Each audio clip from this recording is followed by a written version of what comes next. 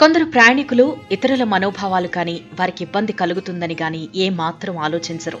తమకు నచ్చిందంటే చాలు ఆట ఆడతారు, లేదంటే పాట పాడతారు. అటు ఇటు చక్కర్లు కొడుతూ ఉంటారు. ఇండిగో విమానంలో కూడా ఇలాంటి ఘటనే ఒకటి జరిగింది.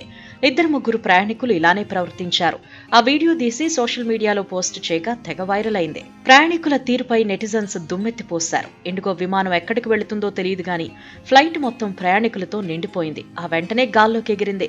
దీంతో ఒక్కసారిగా ప్రయాణికులందరూ సైలెంట్ అయ్యారు.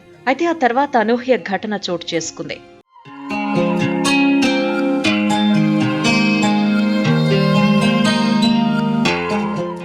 సైలెంట్ గా ఉన్న ఫ్లైట్ లో ఓ ప్రయాణికుడు లేచి నిల్చుని రఘుపతి రాఘవ రాజారాం అని పాడడం స్టార్ట్ చేశాడు. ఆ వెంటనే మరికొందరు ప్రయాణికులు అతనితో స్వరం కలిపారు. ఇంకొకరైతే ఏకంగా డోలు వాయిస్తూ వారిని ఎంకరేజ్ చేశారు.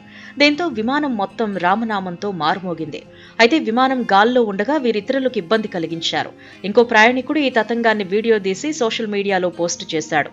ఇండిగో విమానం గాల్లో ఉండగా భజన అని వీడియోకు క్యాప్షన్ పెట్టాడు.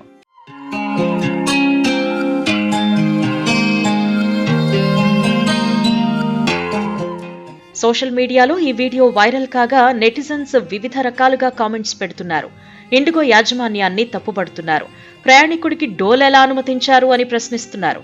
హిందూ మతాన్ని అవమానించేందుకు భజన చేసి అలా ప్రవర్తించారని మిగతా వారు మండిపడ్డారు. చట్టం ప్రకారమే విమానంలో ఆ విధంగా ప్రవర్తించారా? విమానం మొత్తం ఒక మతానికి చెందిన వారు బుక్ చేసుకున్నారా అని నెటిజన్స్ అడుగుతున్నారు. ఇది తమకు ఇబ్బంది కలిగించిందని, భజన చేసిన వారిపై ఇప్పటికీ ఇండిగో యాజమాన్యం పోలీసులకు ఫిర్యాదు చేయలేదని మరికొందరు కామెంట్స్ చేస్తున్నారు.